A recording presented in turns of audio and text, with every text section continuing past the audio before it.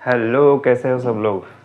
आपका मेरे YouTube channel physics अन्ना में स्वागत है और मेरा नाम है टी भास्कर स्वामी। मैं हूं आपका अन्ना।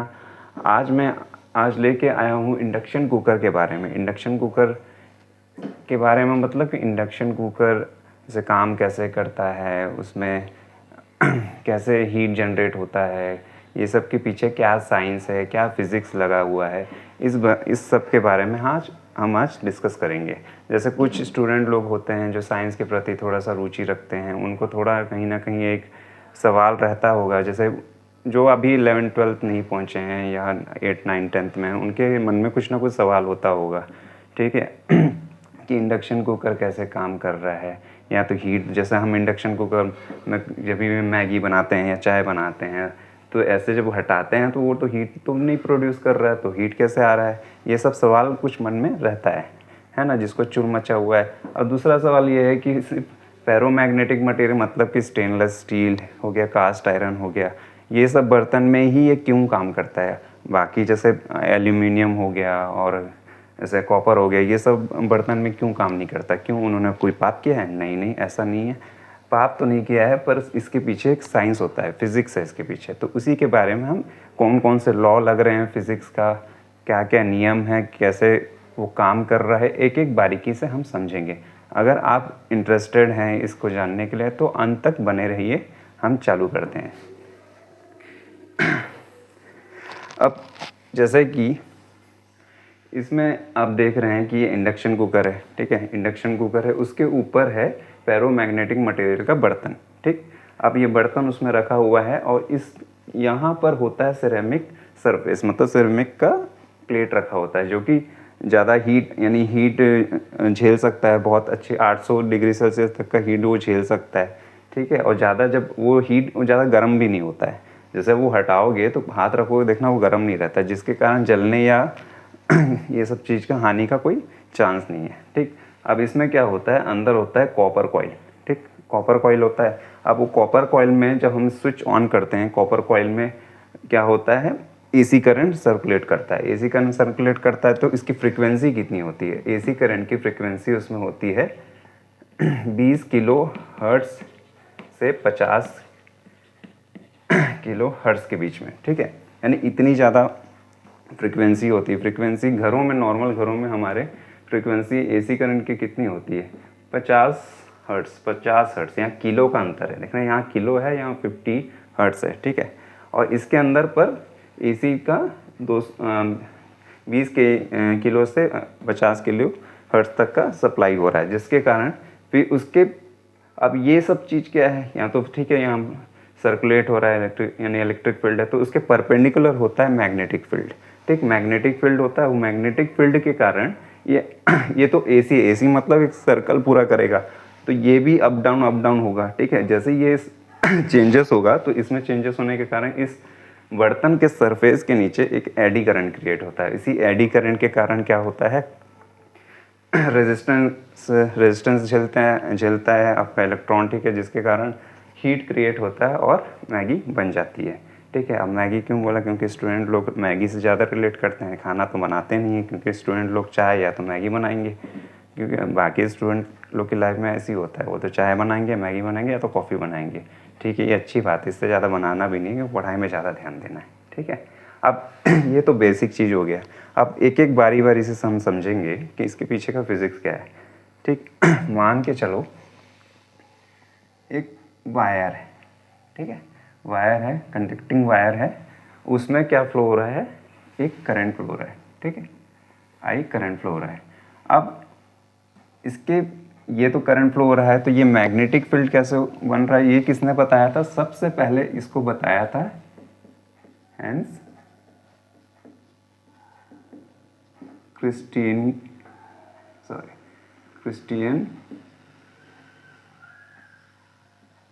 ऑस्टेड, ठीक है।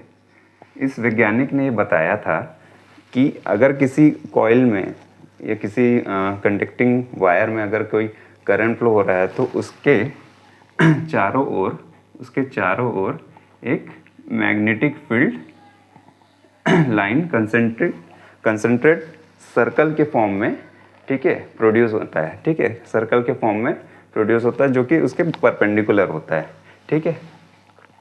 मतलब कि इसका सभी सर्कल के फॉर्म में होता है, उसका सेंटर सेम होता है, वो वायर होता है और ये रेडियस सबका अलग अलग होता है, ठीक। तो ये इस फॉर्म में यहाँ पर प्रोड्यूस होता है। तो ये किसने बताया था? हैंस क्रिस्टियन ओर्स्टेड ने बताया था, ठीक है। तो ये जो लाल लाल बन रहा है ना, जैसे ये आपको लग रहा है वो ये मैंने क्या बनाया है, तो ये है जैसे कॉपर कॉइल का मैंने बनाया है, तो उसका टॉप व्यू बनाया है। टॉप व्यू है, जब आप ऊपर से देखोगे तो कॉपर कॉइल इस तरीके से दिखेगा, ठीक है। ये लाल लाल क्या है? ये लाल लाल ही है मैग्नेटिक फील्ड लाइन, ठीक है, मैग्नेटिक फील्ड लाइन है, ठीक है, जो कि इस वायर में इलेक्ट्रिक करंट फ्लो हो रहा है, तो उसके परपेंडिकुलर मैग्नेटिक फील्ड प्रोड्यूस होगी। किस फॉर्म में? कंसेंट्रिक सर्कुलर फॉर्म में, ठीक है।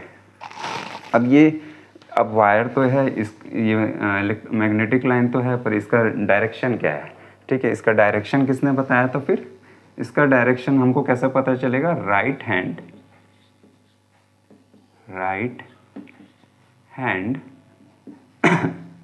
थंब रूल से पता चलता है, ठीक है। इसका कोई तो डायरेक्शन होगा, मैग्नेटिक फील्ड है तो इसका कोई ना कोई डायरेक्शन होगा। आप ये डायरेक्शन कैसे पता करेंगे? राइट हैंड थंब रूल से पता करेंगे। अब राइट हैंड थंब रूल है तो राइट हैंड लेंगे, हम अपना हाथ रखेंगे। अब थंब है तो थंब के बारे में बताया, तो थंब को दिखाते हैं। अब थंब किसको बताता है, इंडिकेट करता है? थंब इंडिकेट करता है करंट को, करंट किस डायरेक्शन में फ्लो हो रहा है उसको बताता है, ठीक है। ये हाँ मेरा थंब है। अब इस थंब को अगर मैं रखूँ यहाँ पर, करंट किस डायरेक्शन में? ऊपर की ओर है। तो मैं अगर इधर रखूँ, ठीक है, तो अब मेरा जो ये उंगलियां हैं, उंगलियां किसको बताएगा? उंगलियां बताएगा मैग्नेटिक फील्ड लाइंस के डायरेक्शन को। मतलब अब जैसे यहाँ रखा, ठीक है, यहाँ रखा, तो अब डायरेक्शन मैग्नेटिक फील्ड लाइन का डायरेक्शन कैसे है? ऐसा है, मतलब कि इस तरीके से। कैसा होगा? इस तरीके से, यानी ऊपर से देखो तो एंटी क्लॉकवाइज दिखेगा, ठीक है, ऐसा, ठीक है। अब हमको पता चल गया डायरेक्शन, ठीक है। अब डायरेक्शन तो पता चल गया। तो इसका जैसे जैसे ये इसका मैग्नीट्यूड उसका चेंज होता है, एसी करंट है तो डायरेक्शन करंट का चेंज होता रहेगा, ठीक है, चेंज होता रहता है। तो ये भी अगर जैसे ये ऊपर जा रहा है, अब एसी करंट कैसे फ्लो होता है? उसका एक इस तरीके से फ्लो होगा, ठीक है, एक सर्कल पूरा करता है। अगर ये इधर प्लस है तो ये माइनस में आ रहा है, मतलब कि इधर आते आते, ठीक है, यहाँ आते आते वो अपना डायरेक्शन चेंज कर देता है, ठीक। डायरेक्शन चेंज करता है तो कैसा होगा? अगर ये ऊपर जा रहा है तो कैसा हो जाएगा? फिर वो नीचे जाएगा। अब नीचे जाएगा तो थंब रूल के हिसाब से अगर मैं ऐसा रखूँ तो अब कैसा जा रहा है करंट? ऐसा अंदर की ओर, ठीक है, ऐसा कैसे जाएगा? ऐसा। ऊपर से देखोगे तो कैसा दिखेगा? क्लॉकवाइज डायरेक्शन में, ठीक है। इस तरीके से एसी करंट है यहाँ इतने हर्ट्स में, यानी हर सेकेंड में 50,000 बार वो चेंज हो रहा है। तो ये किस तरीके से ये चेंज होता होगा सोचो। मैग्नेटिक फील्ड लाइंस भी बहुत तेज़ी से चेंज होता है, जिसके कारण वहाँ एडी करंट प्रोड्यूस होता है। अब ये प्रोड्यूस कैसे होता है हम आगे समझते हैं। ये दो चीज़ तो समझ आ गया, ठीक है। अब तीसरा चीज़ क्या होता है? तीसरा होता है फैराडे लॉ ऑफ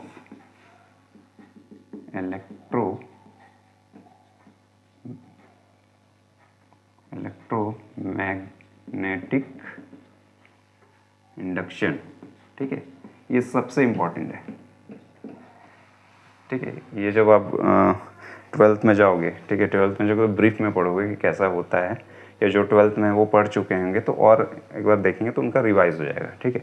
अब Faraday law of electromagnetic induction क्या बोलता है, ठीक है। ध्यान से देखना।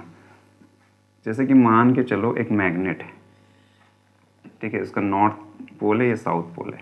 अगर उस मैग्नेट को एक सर्कुलर लूप में, कंडक्टिंग लूप यानी कंडक्टर है, ठीक है, जिसमें करंट फ्लो हो सकता है, ठीक है, उसके आस पास एक बड़ी तेज़ी से लाएं, ठीक है। अब इसमें क्या होता है, मैग्नेट में बाहर निकलती हैं नॉर्थ पोल से और साउथ पोल की ओर क्या जाती है? मैग्नेटिक फील्ड लाइन्स जाती हैं, मैग्नेटिक लाइन्स जाती हैं, ठीक है।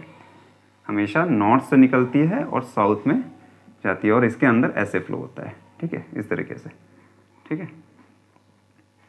तो अगर जब हम इसको पास लाएं, इस कंडक्टिंग कॉइल के, ठीक है, बड़ी तेज़ी से पास लाते हैं, तो इसमें क्या होगा कि अभी जब ये दूर है तो कब मैग्नेटिक फील्ड लाइन इस कंडक्टिंग कॉइल को क्रॉस कर रही होंगी, है ना। जब पास लाएंगे तो नंबर ऑफ फील्ड लाइंस, ये तो मैं 2 दिखा रहा हूँ पर होता बहुत है क्योंकि ज़्यादा जगह है नहीं, तो 2 ही दिखा रहा हूँ। होता बहुत सारा, जैसे ही जितना पास जाओगे उतने फील्ड लाइंस इसके अंदर से बाहर की ओर आएंगी, ठीक है। तो इससे क्या होगा, magnetic flux, number of magnetic flux बढ़ जाएगा, क्योंकि पर जो क्रॉस सेक्शन एरिया से जितने मैग्नेटिक लाइंस क्रॉस करेंगे उस लाइंस को क्या बोले, मैग्नेटिक लाइंस को क्या बोला जाएगा, मैग्नेटिक फ्लक्स बोला जाता है, ठीक है। अब फैराडे का जो होता है, अगर मैं इसको मैथमेटिकल फॉर्म में दिखाऊं तो कैसा दिखाएगा,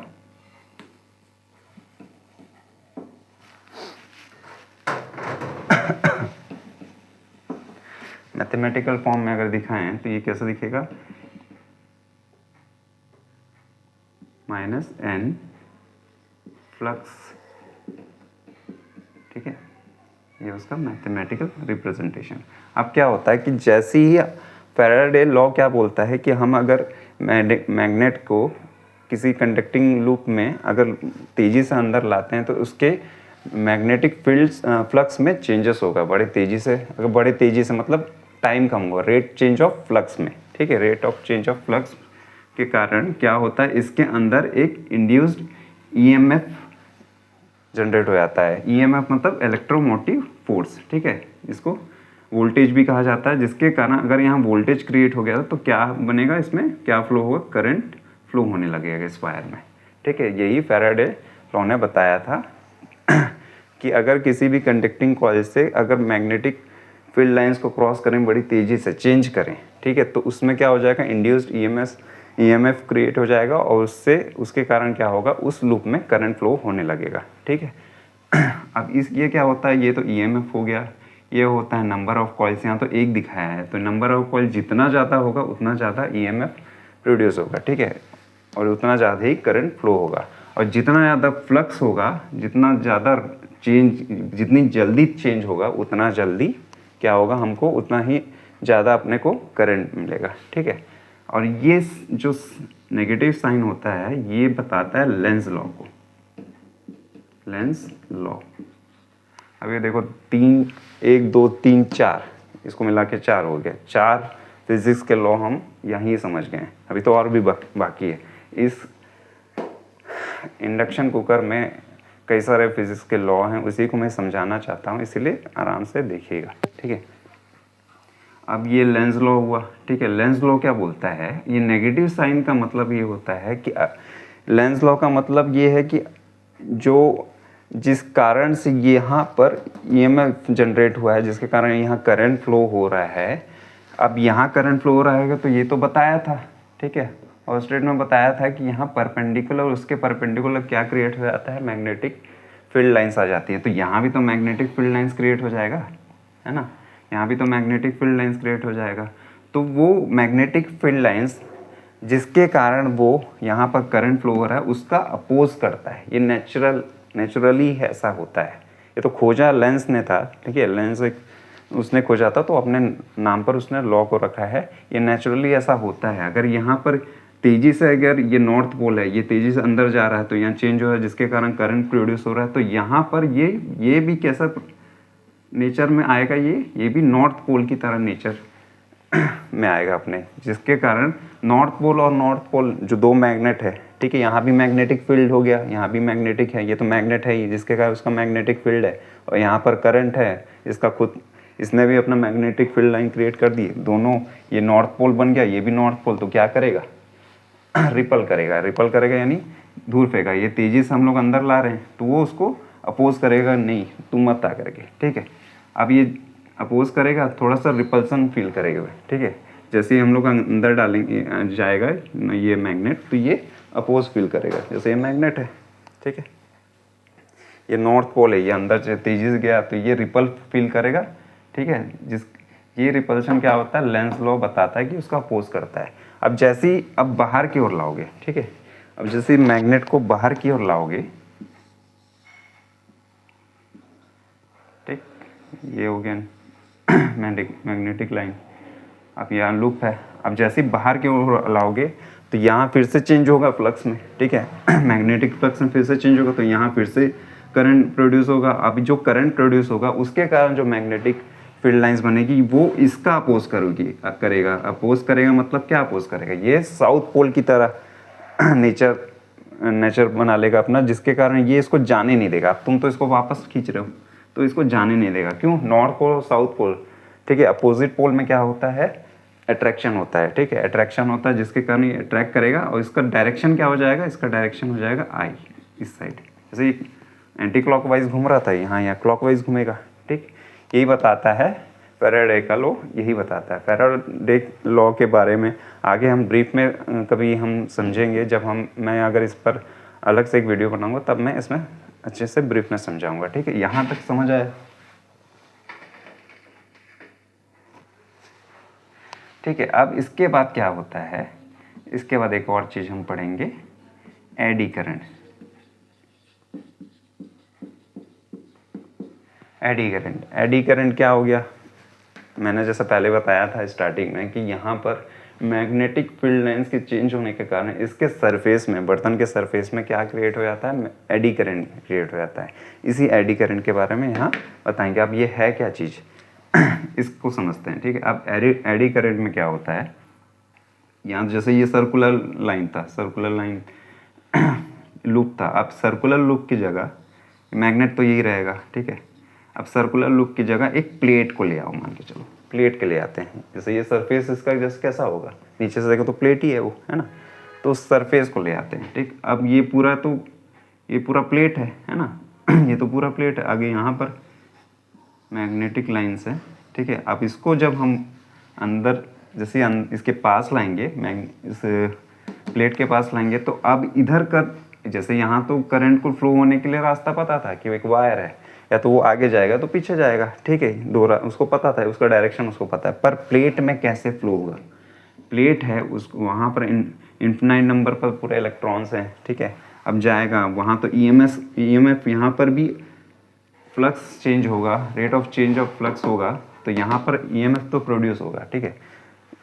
ईएमएफ बनेगा तो करंट तो फ्लो होगा। अब करंट को फ्लो होने के लिए डायरेक्शन क्या है, वो कहाँ फ्लो होगा, ये कैसे पता करें, तो ये कैसे पता चलेगा हम लोग को, ये पता चलेगा लॉ ऑफ रेजिस्टेंस से, ठीक है। लॉ ऑफ रेजिस्टेंस से, लॉ ऑफ रेजिस्टेंस क्या बताता है,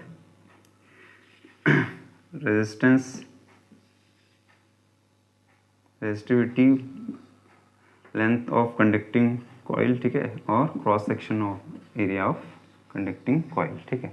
इसको और किस तरीके से बता सकते हैं कि रेजिस्टेंस डायरेक्टली प्रोपोर्शनल होता है लेंथ के, उस वायर के लेंथ के। मतलब कि जितना लंबा रास्ता होगा उतना ही उसको रेजिस्टेंस फील करना पड़ेगा, रेजिस्ट करेगा ना, रुकेगा, तो उसको रास्ता ज़्यादा, यानी उसके लिए ज़्यादा तकलीफदायक होगा जितना लंबा रास्ता पकड़ेगा। मान ली कि जैसे मम्मी ने बोल दिया, ठीक है, घर में कि बेटा दूध लेके आ या तो पनीर लेके आ, ठीक है, तो तुम्हारे पास दो रास्ते मिलेंगे, ठीक है। ऐसा रास्ता है जहाँ पर गड्ढा है, कुत्ते वुत्ते सब हैं, ठीक है, और दूसरा एक ऐसा रास्ता है जहाँ पर एकदम नीट एंड क्लीन और साफ नया सड़क बना हुआ है। ये दो रास्ते से तुम जा सकते हो, ठीक है। तो तुम कौन सा रास्ता चुनोगे, तुम चुनोगे जो साफ़ सुथरा रास्ता है जहाँ पर ईजिली जा सकोगे और तुरंत आ सकते हो, ठीक है, कोई तकलीफ ना कुत्ता है ना बिल्ली है, ठीक है, ये सब दिक्कत नहीं है, तो तुम वही रास्ता चुनोगे। तो करंट को भी ऐसा ही रास्ता चाहिए। ये रेजिस्टेंस क्या है, वही सड़क, गड्ढा वाला सड़क और कुत्ता बिल्ली यही सब है, ठीक है। तो रेजिस्टेंस जितना ज़्यादा लेंथ होगा उतना ज़्यादा रेजिस्टेंस होगा। तो इस रास्ते में उसी रास्ते से जाएगा जहाँ पर रेजिस्टेंस कम है। अब रेजिस्टेंस कम कब होगा, जब लेंथ कम होगा, ठीक है। पर यहाँ पर कैसे पता चलेगा कि कौन सा लेंथ में जाए। अब एक कंसेप्ट सुनना, ठीक है। मान के चलो सेम एरिया का, ठीक है, डिफरेंट शेप, सेम एरिया के डिफरेंट शेप अगर लें, मान के चलो ट्रायंगल लेते हैं, रेक्टेंगल लेते हैं, स्क्वायर लेते हैं और एक सर्कल लेते हैं, ठीक है, सेम एरिया है सभी का। अगर इन सभी का एरिया सेम है और इनका पेरीमीटर का लेंथ अगर निकालें, पेरीमीटर मतलब यहाँ से लेकर यहाँ तक, यहाँ से लेकर यहाँ तक, और सर्कल का पूरा यहाँ से लेकर यहाँ तक, ठीक है, इसका लेंथ निकालें तो सबसे कम लेंथ किसका आता है? सर्कल का आता है। सबसे कम लेंथ किसका आता है? सर्कल का आता है। सर्कल का लेंथ कम आता है तो लेंथ कम होगा तो रेजिस्टेंस क्या होगा? लेंथ कम होगा तो रेजिस्टेंस क्या होगा? कम होगा। इसीलिए यहाँ पर इलेक्ट्रॉन्स कैसे मूव करने लग जाते हैं? सर्कुलर मूवमेंट करने लग जाते हैं। क्यों करने लग जाते हैं? क्योंकि लेंथ पेरीमीटर सेम एरिया के डिफरेंट शेप अगर निकालें तो सर्कल का जो लेंथ होता है सबसे कम होता है, और सबसे कम लेंथ होगा तो रेजिस्टेंस क्या होगा? सबसे कम होगा, और रेजिस्टेंस कम होगा तो इसलिए सर्कुलर फॉर्म में वो मुड़ने लग जाते हैं और धीरे इस तरीके से इलेक्ट्रॉन फ्लो होने लग जाते हैं और एडी करंट क्रिएट हो जाता है। अभी इसे एडी करंट क्यों कहा जाता है? अब देखो ध्यान से उसको, ठीक है। वो सर्कुलर फॉर्म में ऐसा है, ऐसा नहीं लग रहा है कि अगर किसी नदी या शांत नदी में कोई पत्थर मारते हो तो देखना फ्लो उसमें भंवर तरीके से, यानी राउंड सर्कल बनता है, या तो वॉश मशीन होता है घर में, ठीक है। जब कचरा जम जाता है या पानी जम जाता है नीचे से खोलते हैं ना, तो उसको देखना ऐसे ऐसे फ्लो होता रहता है ना, ऐसे ही फ्लो होता है। तो ये फ्लो कैसा दिखता है? भंवर जैसा दिखता है। तो ये कैसा दिख रहा है? भंवर जैसा। और भंवर को इंग्लिश में क्या बोला जाता है? एडीज बोला जाता है, ठीक है। तो इसीलिए इस करंट का नाम क्या पड़ा? एडी करंट पड़ा, ठीक है। एडी करंट हिंदी में बोला जाता है भंवर धाराएं, ठीक है।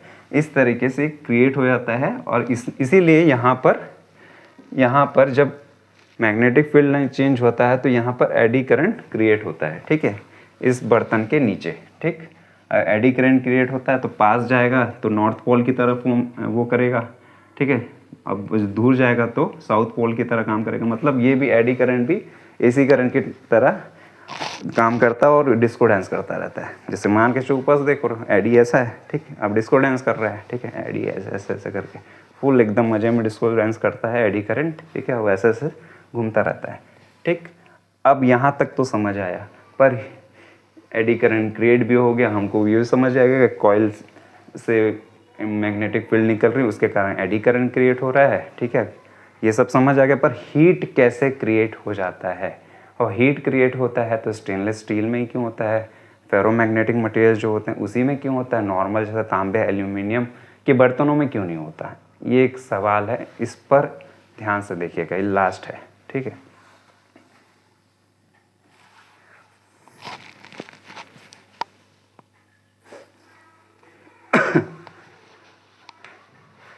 अब क्या होता है, ये जैसे मैंने लिखा फेरोमैग्नेटिक मटेरियल्स होते हैं, ठीक है, फेरोमैग्नेटिक मटेरियल्स होते हैं। अब फेरोमैग्नेटिक मटेरियल्स क्या होते हैं? हाईली क्या होते हैं? हाई परमिबिलिटी होती है, इनकी परमिबिलिटी काफ़ी हाई होती है। दूसरा जो फेरोमैग्नेटिक मटेरियल्स होते हैं उसमें मैग्नेटिक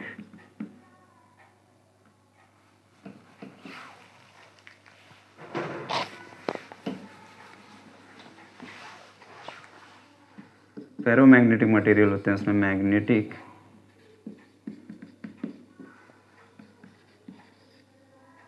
हिस्टैरिसीस क्रिएट होते हैं। अब ये दोनों चीज़ क्या है ये थोड़ा समझते हैं। ये दोनों चीज़ के कारण ही हीट प्रोड्यूस होता है, किसमें? फेरोमैग्नेटिक मटेरियल में। एल्यूमिनियम या तांबे, ये कॉपर, ये सब में नहीं हो सकता क्योंकि ये फेरोमैग्नेटिक मटेरियल नहीं है, ठीक है। फेरोमैग्नेटिक मटेरियल ही क्यों होना चाहिए? ये दोनों के कारण, क्योंकि फेरोमैग्नेटिक मटेरियल क्या होते हैं? मैग्नेट से अट्रैक्ट होते हैं। अगर किसी मैग्नेट को फेरोमैग्नेटिक मटेरियल के पास लेके जाओगे तो वो अट्रैक्ट हो जाएगा, चिपक जाएगा मैग्नेट जाके उस पर। क्यों चिपक जाता है? क्योंकि उसके अंदर क्या होती हैं? छोटे मैग्नेटिक कण होते हैं, यानी चुंबकीय कण होता है, डोमेन भी बोला जाता है, ठीक है, मैग्नेटिक डोमेन भी बोला जाता है। उसको थोड़ा समझने से पहले हम समझते हैं हाई परमिबिलिटी, ठीक है। अब ये क्या होता है कि परमिबिलिटी जितनी हाई होती है किसी मटेरियल की, ठीक है, उतना ही ये जो, जैसे यहाँ पर अगर ये फेरोमैग्नेटिक मटेरियल है, ठीक है, तो ये जो फ्लक्स ये मैग्नेटिक लाइंस जा रही हैं, तो मैग्नेटिक लाइंस कुछ हवा की साइड भी निकल रही होंगी, है ना, यहाँ से भी ऐसे कुछ बाहर, ये तो चारों तरफ से ऐसा है ना, तो बाहर निकल रही हैं। अगर ये फेरोमैग्नेटिक मटेरियल नहीं होता तो जितनी जा सकती है मैग्नेटिक लाइन इसके अंदर उतनी ही मैग्नेटिक लाइन जाती। पर यहाँ फेरोमैग्नेटिक मटेरियल जिसके कारण मैग्नेटिक लाइन को क्या होता है, परमेबिलिटी का मतलब क्या है कि वो एक आसान भाषा में समझाएं तो मैग्नेटिक जो लाइंस होती हैं उसको भी कोई रास्ता चाहिए होगा जाने के लिए, है ना, कहीं कोई रास्ता चाहिए होगा। तो मैग्नेट के अंदर बहुत अच्छे से जा सकता है। दूसरा कोई फेरोमैग्नेटिक मटेरियल है उसके अंदर भी वो अच्छे से जा सकता है। अगर एयर है और फेरोमैग्नेटिक मटेरियल है, ठीक है, तो एयर और फेरोमैग्नेटिक मटेरियल में अगर तुम पूछोगे मैग्नेटिक लाइन को तो भैया तुम कहाँ जाओगे, तो वो क्या बोलेगा, वो बोलेगा कि मैं फेरोमैग्नेटिक मटेरियल के अंदर जाऊंगा। क्यों? ये तो वैसा ही है जैसा पहला एग्जांपल दिया था कि मम्मी ने तुमको भेजा पनीर दूध लाने के लिए, रास्ता ख़राब है, अच्छा रास्ता कुत्ता बिल्ली वाला रास्ता, दूसरा एकदम साफ़ सुथरा रास्ता, तो तुम कहाँ जाओगे, साफ़ सुथरे रास्ते में जाओगे। वैसा इसमें भी है, एयर में ना जाके वो कहाँ से जाएगा, ज़्यादा से ज़्यादा तुम्हारा इस फेरोमैग्नेटिक मटेरियल से होके जाने लगेगा।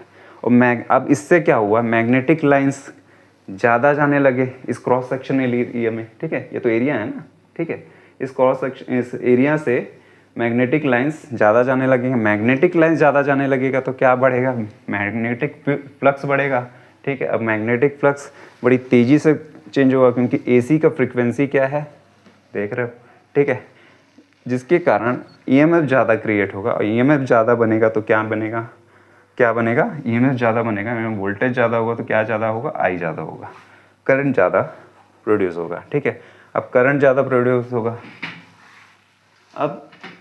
प्रोड्यूस होगा, तो हीटिंग कैसा आ गया, हीटिंग आ जाता है जूल हीटिंग के के कारण, किसके कारण, जूल हीटिंग के कारण, इस इक्वेशन के कारण। H मतलब हीट, I मतलब करंट, I स्क्वायर R और T इंटू है, ठीक है। H से हीट, I से करंट, इलेक्ट्रिक करंट, R से रेजिस्टेंस, T से टाइम, ठीक है। जितना ज़्यादा करंट फ्लो होगा, ठीक है, उतना ज़्यादा हीट होगा।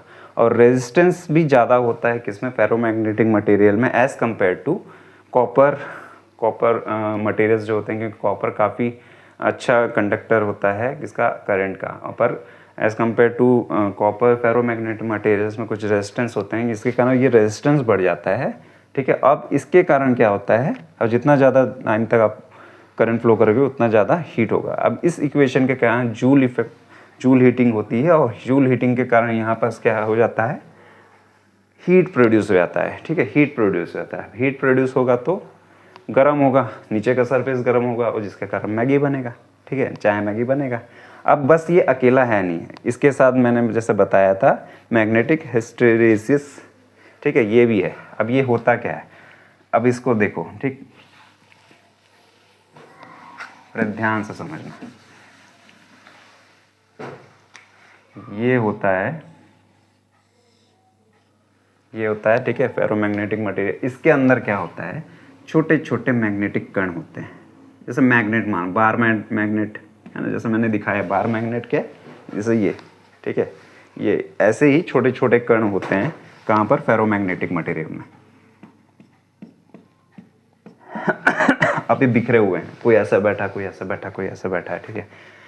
अब जैसे ही क्या होता है, इसमें से मैग्नेटिक लाइंस गुजरती हैं, तब ये हो जाता है सावधान की स्थिति में, सावधान, ठीक है। अब सावधान हो जाता है तो क्या हो जाता है, ये ऐसे हो जाते हैं, कौन, मैग्नेटिक डोमेन्स, ठीक है। इसको क्या बोला जाता है, इन सभी को मैग्नेटिक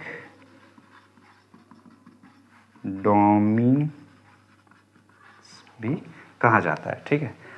ये मैग्नेटिक बार के तरह है, ये N हो गया तो ये S हो गया, ठीक है। अब ये ऐसे हो जाते हैं, मैग्नेटिक लाइंस होते हैं। अब जबकि ये AC करंट है, अब AC करंट में फ्लक्चुएशन चेंज होगा, अब चेंज होगा तो मैग्नेटिक लाइन भी चेंज होंगी, ठीक है, उसका डायरेक्शन चेंज होगा। अब उसका डायरेक्शन चेंज होगा तो फिर से क्या हो जाएगा, जो ये साउथ पोल यहाँ नॉर्थ था, ठीक है, यहाँ साउथ था तो यहाँ साउथ हो जाएगा, यहाँ नॉर्थ हो जाएगा। अब इतनी तेज़ी से बदलता है कि अब इसको इतना टाइम मैनेज नहीं कर पाता, कहीं ना कहीं लैक हो जाता है, कहीं कहीं छूट जाता है, यानी पीछे हो जाता है कि इतनी तेज़ी से बदल नहीं पा रहा। इसी पीछे छूटने को क्या कहा जाता है, मैग्नेटिक हिस्टेरेसिस कहा जाता है, ठीक है। इसी कारण क्या होता है कि एक लॉस है, एक प्रकार का लॉस है, ठीक है। इस लॉस के कारण क्या होता है, हीट क्रिएट होता है। जैसे इसके कारण मॉलिक्यूल्स जो होते हैं, मॉलिक्यूल एक दूसरे से बहुत तेज़ी से टकराते हैं, ठीक है। यहाँ इलेक्ट्रॉन्स बहुत तेज़ी से टकरा रहा है, ठीक है, इलेक्ट्रॉन्स बड़ी तेज़ी से टकरा रहा है एडी करंट के कारण, ठीक। और यहाँ पर मॉलिक्यूल्स बड़ी तेज़ी से टकरा रहे हैं, हर जगह टक्कर टक्कर, गर्मा गर्मी का माहौल चल रहा है, गर्मा गर्मी का माहौल चल रहा है, तो हर जगह आग लग जाएगा। अब गर्मी इतनी बढ़ेगी तो आग, गर्मी इतनी तेज़ी से बढ़ती है कि हमारा मैगी बन के तैयार हो जाता है। इस तरीके से, इस तरह से हमारे जो इंडक्शन कुकर में जब भी हम अपना कोई बर्तन रखते हैं, जैसे स्टील का बर्तन रखते हैं, ठीक है, कास्ट आयरन का बर्तन रखते हैं, तो इसी तरह वो हीट नीचे उसके बेस में heat create, eddy current create होता है। और ये जितने भी मैंने लॉस बताए हैं इनके कारण, ठीक है, इनके कारण हीट प्रोड्यूस होता है और नीचे बेस गर्म होता है, उसके कारण हमारा खाना, मैगी, चाय, दूध सब गर्म हो जाता है। और इंडक्शन कुकर काफ़ी एफिशिएंट होता है, ठीक है, एज़ कम्पेयर टू बाकी जैसे एलपीजी गैस, ठीक है, इन सब से काफ़ी एफिशिएंट होता है। लगभग 80% के आसपास का इसकी एफिशिएंसी होती है, ठीक है, काफ़ी अच्छा होता है। तो इस तरीके से बताने का बस उद्देश्य ये है कि एक एक छोटे छोटे फिज़िक्स के लॉ को बताने का मेरा मकसद ये था कि जैसे कुछ बच्चे होते हैं, ठीक है, कि वो उनको साइंस में इंटरेस्ट है, तो इसके पीछे वो जब छोटे होते हैं, कई सारे लॉ स्कूल में नहीं पढ़े होते, तो उनको थोड़ा चुल मचा होता है, ठीक है। नेचुरली कुछ चीज़ें होती हैं बच्चों में कि वो साइंस को लेके रहता है। तो अगर वो जानना चाहते हैं कि भाई ऐसा क्या होता है, छोटा सा ब्रीफ वीडियो मेरा दिखा सकते हैं। कोई मैंने हाईली एकदम नहीं बताया है, कुछ चीज़ में एकदम डिटेल में किसी भी लॉ को नहीं बताया है, ठीक है। उसको क्या है कि एक एक लॉ, इसमें यही सब लॉ होता है, तो क्या है, माइंड में जल्दी क्लिक होता है। लॉस के बारे में आप याद भी बहुत तेज़ी से, जब भी फ्यूचर में इंटरव्यू होगा, ये होगा, तो उसमें ये सब चीज़ें काम आती हैं, ठीक है। तो इसीलिए मैंने इस वीडियो को इस तरीके से समझाने की कोशिश की है। प्लीज़ मेरे वीडियो को शेयर कीजिए, लाइक कीजिए, सब्सक्राइब कीजिए, ठीक है, ताकि मैं और अच्छी वीडियो ला सकूं, थोड़े और इम्प्रूवमेंट के साथ, ठीक है, आप लोग को भी अच्छा लगे, ठीक है। इसलिए अगली बार मिलते हैं। थैंक यू, धन्यवाद।